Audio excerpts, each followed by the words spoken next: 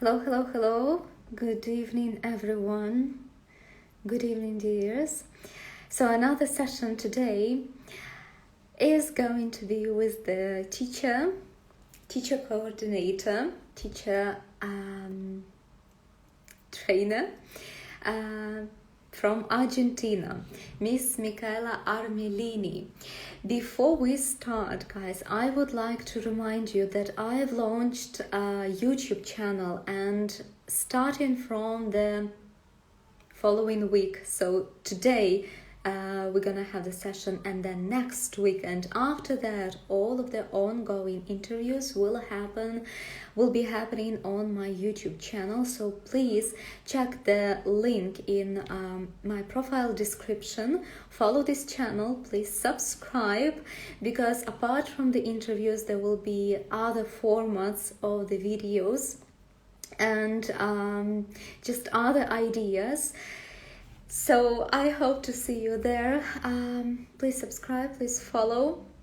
Mikaela, I can see your request. I will be approving it right now.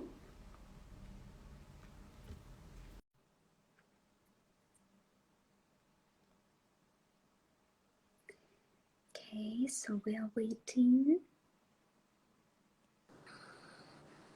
Hello! Hey there. How are you? How are you doing? I'm fine, thanks. Can you see me properly? See you. Nice to finally meet you. Exactly. We've been in correspondence for quite a while, and then we decided to go live, and oh my god, I was impressed by Mikaela's profile and biography, and we were selecting the topic and the questions, and I will just right now introduce Mikaela to you guys and our topic and our questions. So Mikaela is a teacher from Argentina. She's a teacher of English and Spanish. She is Delta qualified. She's also bachelor's at TEFL, specialized in materials design and teacher research. She's been a remote teacher in British Council, and she's been teachers coordinator for 4 years. Am I right? Yeah. Yes.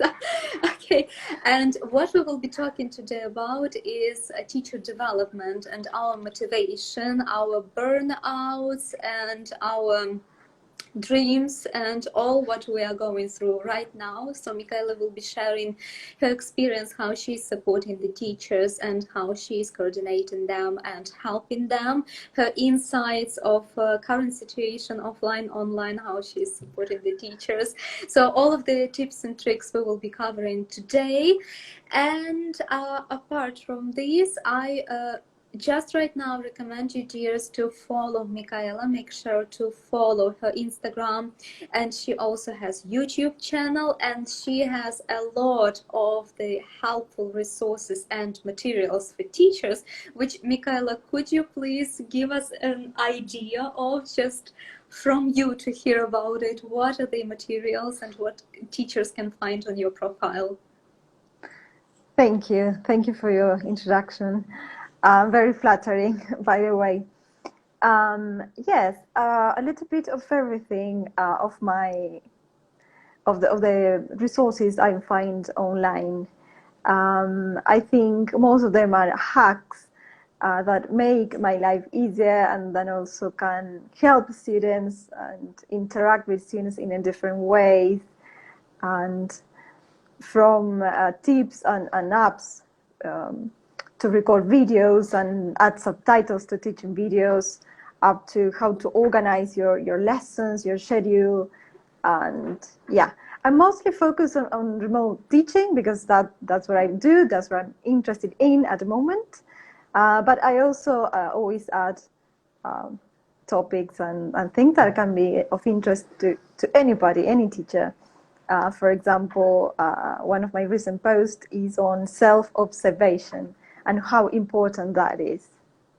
We will touch this for sure. I think was my next question, because first of all, I wanted to comment just right now that Mikaela is being just modest. You know, if you guys check her profile, and you will see each and every post is so helpful. So I just don't want to repeat this stuff, because we have a lot of interesting questions to cover. Just make sure to check her profile and check the links which she's sharing, because indeed there are the resources which you can exactly download, and I went through them, and they are so nicely organized and so sweet and so just cheerful when you simply even download the schedule plan, the monthly plan, the design which Mikaela, I don't know if you do it exactly. Yeah, on Canva, everything. But you see, yeah. so talented. So it's just, it cheers you up, and you can just print it or save it on your PC, on your desktop, and just use it, you know, because the person has put her time there and just created it. And even when you create the simplest design, even in Canva, it takes time. So a lot of passion and love was put there. So I'm sure if you just go and download, it will just bring you positive emotions. So make sure to check it out. And Mikaela, as a teacher coordinator, can you please give us a bit more idea of the job itself? How did you come to this? What does it mean to be a teacher coordinator? What do you do? How many teachers you have there? And exactly what is interesting during this time, this tough year which we've all been going through, what was your input to the teachers' daily lives, and what are you working on? How does it look like? Yes. Well, first of all, I am coordinating a team of 13 teachers, along with a team of 7, 8 coordinators. And what I mainly do is to guide them in their everyday teaching tasks, which is part of a flipped classroom environment. So we need to create the material, set up the platform. We use Schoology, and we need to upload everything, the videos, and also make sure the activities are well set.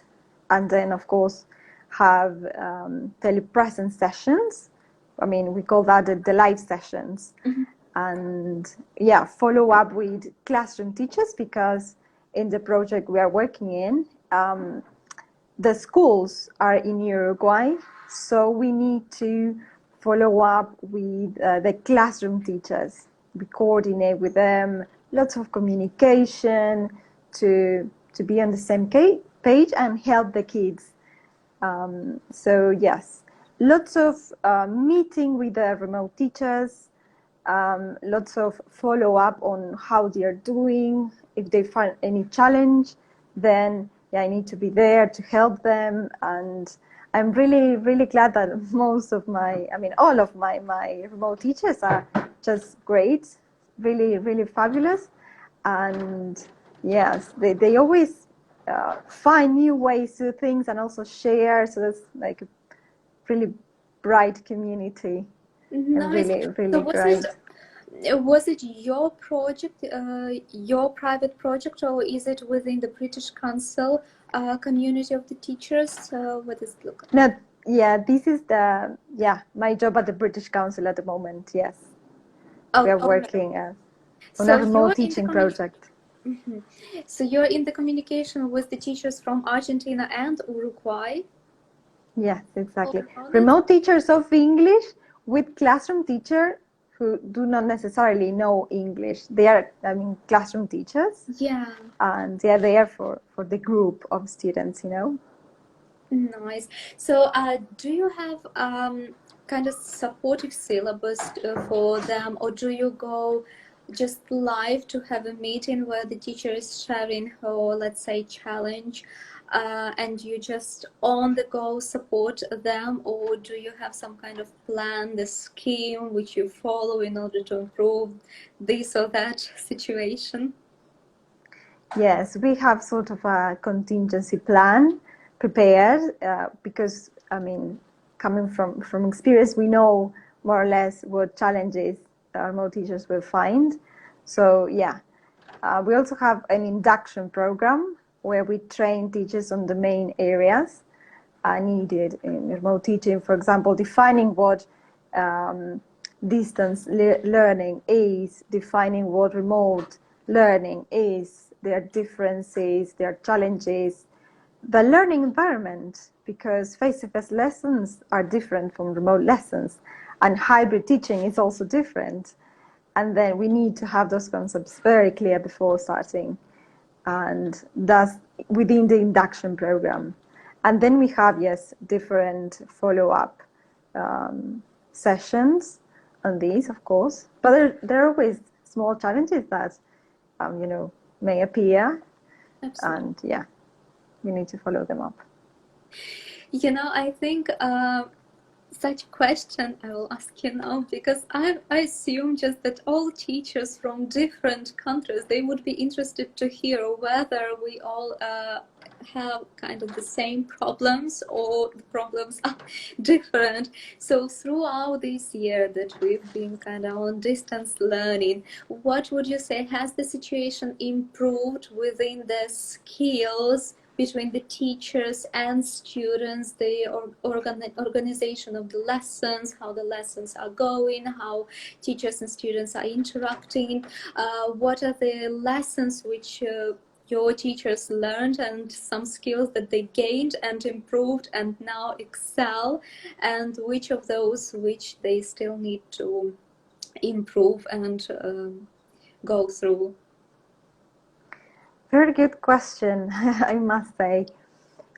First of all, I think it was first lots of teacher training on how to do everything, because at the very beginning we went to the office or to the school to deliver lessons, but then we had to train ourselves to work from home, to track our lessons and find a new system. I think that part was the hardest part at all, and also to find a work-life balance, especially when we were quarantined, and then we had to try and find not to be working 14 hours a day. I think from that perspective it was very challenging. And then from the academic perspective, I think it took a lot more of learner training on different uses of technology and on very basic things. For example, how to join a conference or an online session, and the online etiquette, to mute your microphones and turn on your camera, all these kind of things, which are very basic. And then something that I find really challenging, that I think we need to go working on, is the interaction. Student-student interaction. Because, with adults, I think it's easier, but with children, because of child protection policies, we cannot get them to go to breakout rooms or any kind of private rooms online. And that's something challenging, because we really profit from these opportunities. Learners can interact, and these interactions are meaningful, are real interactions, and that's something I'd like to focus on this year, to really promote that interaction. Yeah, exactly. Thank you so much for all of the details. I think the issues, the more I speak to teachers from different countries, I think we are all in the same situation and go through the same challenges, and pretty similar ones. Yeah, so anyway, this all is the development for us, even when we are forced to do it, or it's been kind of not planned, but we are learning from this. But apart from this, what is the teachers' development there in Argentina? Are teachers of the state schools or private schools provided with any kind of development programs? Are they sponsored? Are they helped, kind of paid, or teachers go through them on their own? And what does it mean actually there from your perspective, the teacher's development? Well, in Argentina in general, there are not too many free opportunities for teachers of English, as far as I know. At the British Council, we provide a free induction program. I mean, it's not free, it's actually paid. And we provide for ongoing professional development. But I think that the opportunities, there aren't too many, to be honest. There are programs within the state schools, I am aware, but I don't think there are too many. Mm-hmm. That's what I can tell about the topic. No worries. What is teacher development for you? How do you develop? Oh, my favorite question, my favorite part. Yeah, I have my own way of how can I say, of developing as a teacher. And as I told you in our chats before, I really struggled to find my niche in a way until I did my second degree in teaching, that in Argentina we say licenciatura, equivalent to a bachelor's. When I found that teacher research is really something which combines teaching, learning, and a little bit of science. So that's when I really found something that motivated me. And I really focused on teacher research for a couple, past 3 years. And yeah, I was focused on different topics throughout every year, I would say. For example, 2 years ago, I started with language upgrade with young learners. I really thought that we need to provide opportunities for learners to develop, because we've got learners who already in a way they manage all the language, the learning outcomes, so wish to take them to a higher level. And I really think that we need to work on language upgrade. So that was my first project, and then I started working on this as part of the reflective teaching scheme that we'll talk about later. And that's how I found my same motivation. That's why I think that the teachers should also find something that really, really motivates them, because that's key to be alive in your profession, because sometimes we feel that our career is kind of flat and we need something to lighten you up. So I think that's a very good way. Find something that sparks your mind. I love the way how you put it, actually, that you you follow the one project, then you find out another kind of aspect or problem or challenge, and you followed another path. This is so motivating indeed. And actually, I forgot to mention, that's my bad, but I shared it in stories that it already happened that you delivered the speech at the conference, the TESOL conference at Spain, in Spain, and it was about neuroscience in education. Yes, that's my last baby. Yeah, actually. Why this topic? Can you give us an idea? How do you got there into this topic and got interested and decided to deliver the speech on it? So I decided to take a course on English for Resilience by the British Council. And one of the modules was really focused on neuroscience and the impact on challenging behavior in class. And I found that really, really interesting. And I also thought that is a topic that almost every teacher should know about. I mean, how to manage distressed students, and what are the best ways to calm them down in case they are misbehaving, and what's the mindset we should have. And that, for me, that was a game changer, really. So that's why I decided to go deeper in this topic and do my research and work on this. And yeah, it was last Sunday, sorry. Yeah. So thank you, everybody Congratulations! who were there. Thank you so much. You're so Was it the sweet. first speech at a conference that you delivered? Yeah, my first time. I delivered the presentations overseas. I've done many here and in Uruguay, but that was my first one overseas and at TESOL, Spain.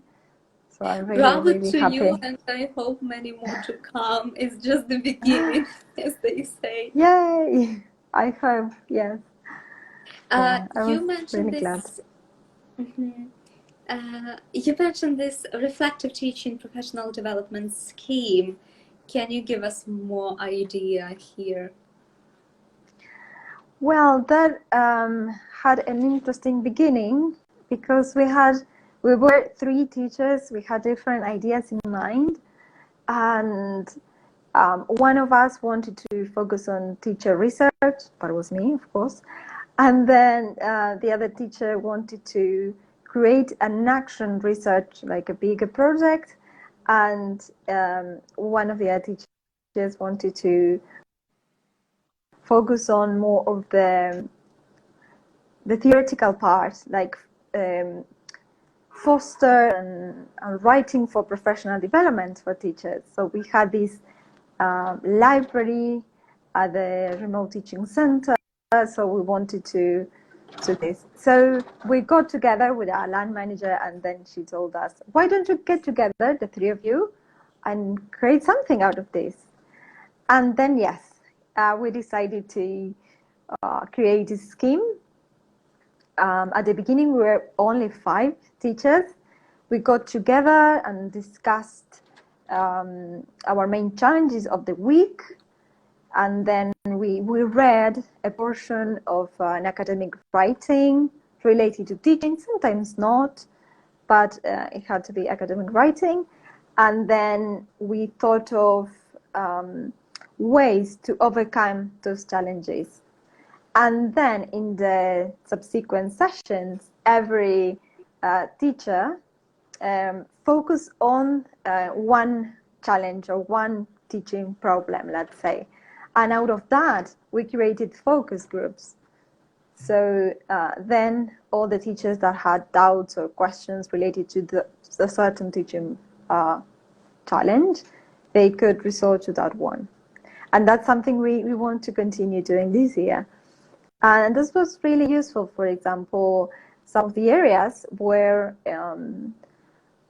pairing up learners, a strong learner with a weak learner, in order to improve interaction, in order to have helpers in the classroom as well. So that was something really interesting. And many types of challenges and things. The other one that I mentioned before about motivating learners and upgrading their language, that was also another topic. Coordination with the classroom teacher, how to build a better rapport with the classroom teacher was another of the topics and questions as well. Excellent.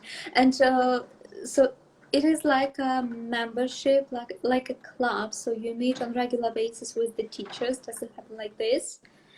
And exactly. If anyone wants to join, what are the rules?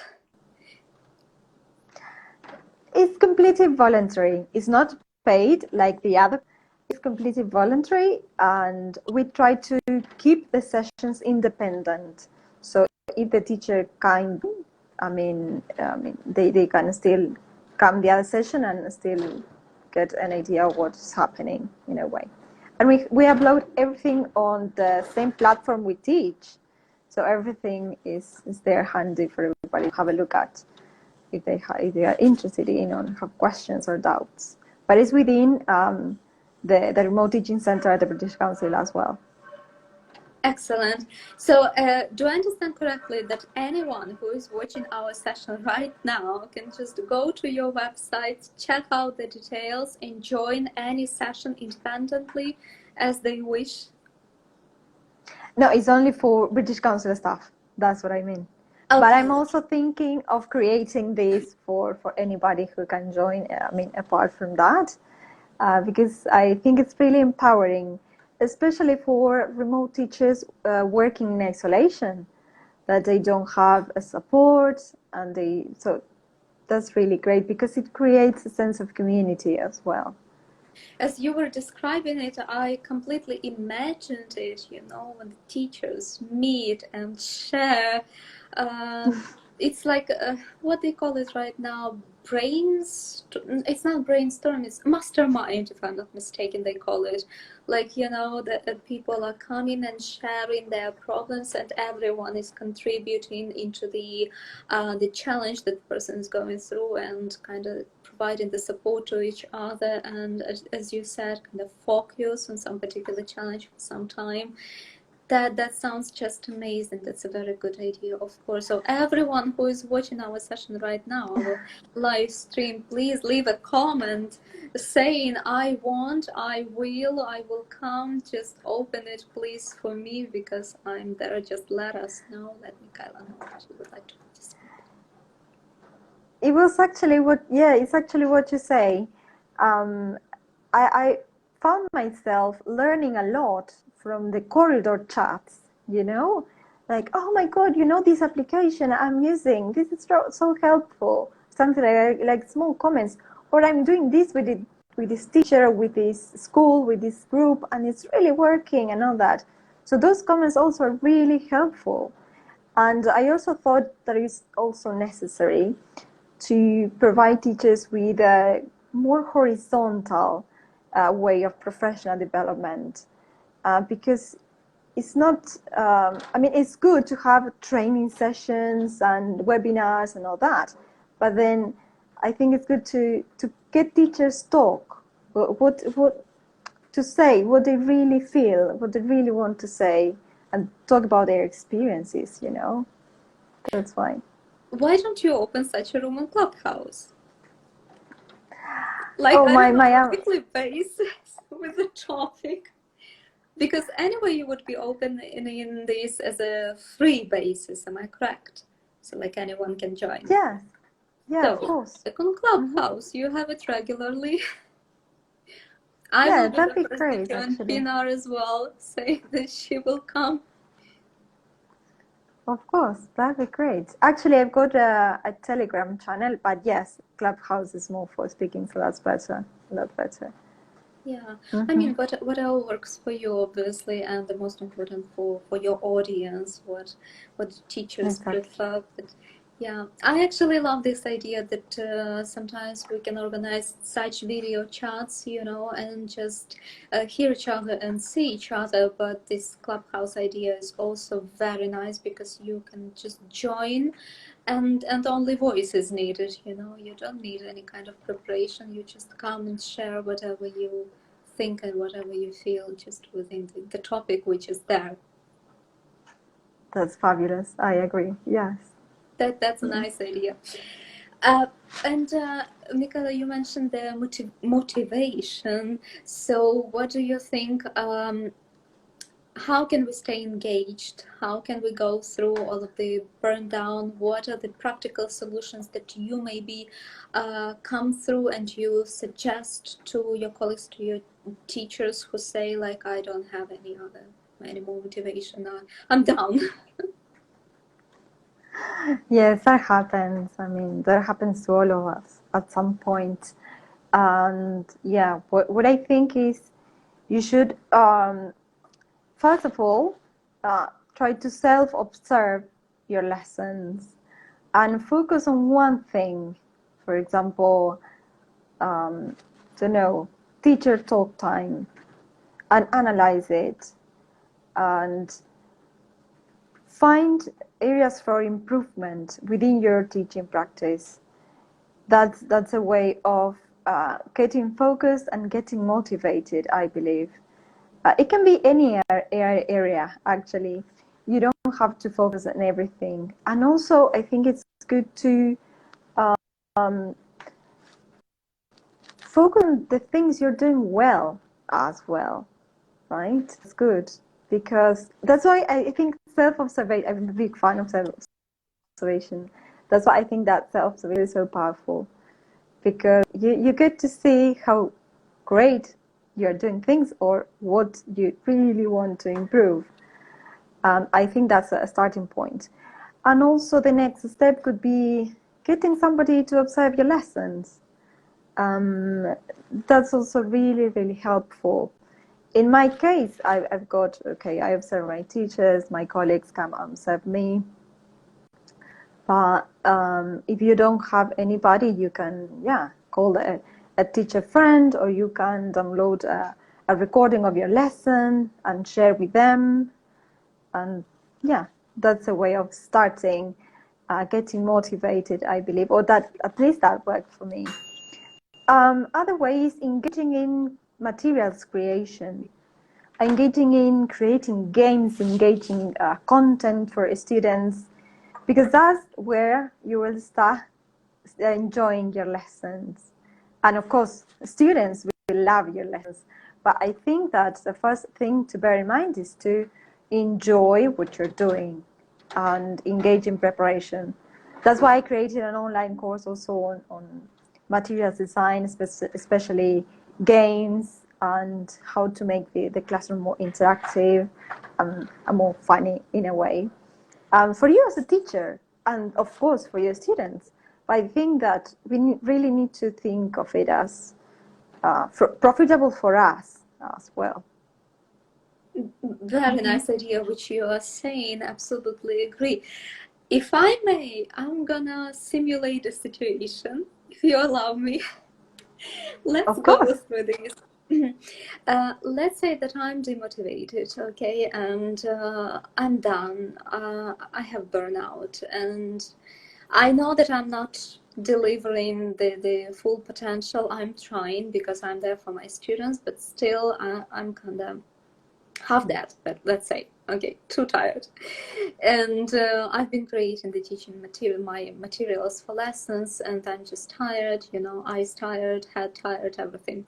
And the idea which I liked, you said, kind of record your lesson, right, and have a look what was there just from a side, because you will see all the improvements which you can make. But I cannot force myself to do it, meaning I'm too much afraid of myself. I know that I'm not delivering the full potential, and I'm even afraid to see it, but I know that it is necessary. What kind of advice you would give me? How to overcome this fear? Wow, first of all, you need to rest. No, I'm kidding. Well, it may happen that the teachers are too tired. That's also the truth, yes. So we need to get together and analyze a bit your routines. Maybe we can revise something that you're not doing so well, for example, organizing the lessons. Maybe we can optimize the time there. So time management is very important as well. And as for being afraid of watching your lessons, I mean, don't watch your lessons, get somebody else to watch your lessons, and think of it as a development process. Observing lessons is developmental, not judgmental. Think that the person who will observe your lessons is trying to help you to see the positive side of it, and there is going to be a really positive experience, and that you should definitely try it out. I don't know if I answer all your questions. Yes, absolutely. I'm just imagining. Yes, this is probably the answer which I mean, this is not my situation. I'm just, trying to predict even for the future if it happens tomorrow. Who knows? But that's a very nice idea, actually. Here is my lesson. I'm not gonna watch it, but you please watch it and help me. Yeah, that's a very nice idea. Yeah, it may happen, I know. It's weird to see your face on screen, I know. But yeah, We all sometimes have you to feel get really used to it. embarrassed Yeah. of yourself. But that's when you're, okay, I need to improve this. And then you start brainstorming how you can improve. And that's really You have great applauses process. in the comments. Thank you, Miss ELT. Yeah, this I is can't Pina see her from name. Turkey. All right, so then, Mikaela, can you please share what are your sources of motivation and inspiration? If it is apart from, let's say, maybe observing colleagues or reading, researching the teacher's materials, anything else that motivates and just inspires you? Yes, I think everybody can inspire you, or can inspire me. In this case, you're asking me. I use lots of applications. I am on Instagram, on Pinterest, on Twitter, and I use these apps. For example, when I want to do research on a topic or get inspired to create a lesson, I use hashtags, for example, here on Instagram, and get lots of brilliant ideas by lots of teachers around the world. And I thought that's really inspiring. And also, of course, different web pages or on Facebook as well. The British Council Remote Teaching Group, for example, is open for everybody, by the way, or Teaching English British Council as well. And I follow several topics related to teaching. I also follow Rachel Roberts. She's is a brilliant ELT coach, and she has also very nice ideas to work as an entrepreneur, as a remote teacher. And yeah, I get really inspired for those, and many more accounts. I can't remember now all of them, but they're really interesting sites out there. Yes. I see. Thank you. If I may ask, what are the future plans in the project that you are running out? You may announce everything and just invite everybody. Well, yes. I of course I plan to grow.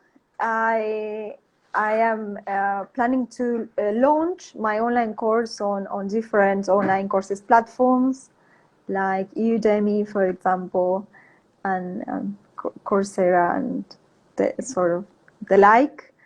And I will relaunch also my speaking club space for teachers to practice their speaking skills, because as non-native speakers of English, our English tends to get rusty. So We need to constantly develop it. That's right. exactly. So that's something that I plan to go on working on. And also the other developmental schemes, like how to become a better remote teacher, where of course I share and develop all what I've learned throughout these years working as a remote teacher, as a remote teacher coordinator, to better optimize teachers' experience in the remote context. And as well, I want to create another. I'm still deciding if a course or a webinar on techniques based on neuroscience applied to education, and how to make lessons more engaging, and also how to manage difficult behavior, as I am already doing research on this topic. Sure. Excellent. I wish you all the success with all of the projects. Of course, a lot of inspiration, ideas, energy, and time to launch everything and to have it done and started and just be successful. Mikaela, thank you so much for this session which we had. So it was our common introduction to each other, about the ideas which we actually have.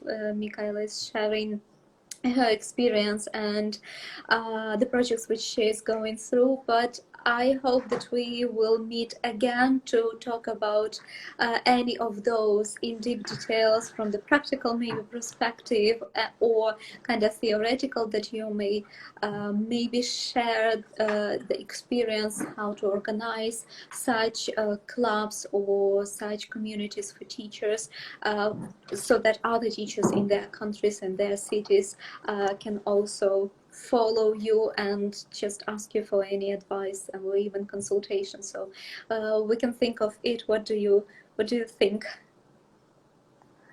I think that's brilliant, and thank you so much for your time, for your encouragement. I think that's great support, and yeah, everybody should follow your account and subscribe to your YouTube channel, which is brilliant. So Yeah, plenty of fabulous ideas. thank you. This interview will be transferred to, it will be saved here, obviously, but it will be transferred to YouTube channel as well. And if we are going to have another session, so that those will happen on YouTube, of course. Brilliant. Excellent. Yes. I hope you stay safe, sound, be blessed, healthy. Yeah, and everyone is looking forward to seeing each other offline. I hope. You too. I hope you're well, you stay safe at home, and yeah, and that everybody gets better around the world. Yes, thank you, Mikaela. Thank you so much for your time. Guys, please hit the follow button here on Instagram and subscribe button to both our channels on YouTube, and see you there and see you next time, and all the best to you, everyone. Thank you. Bye-bye. Bye bye.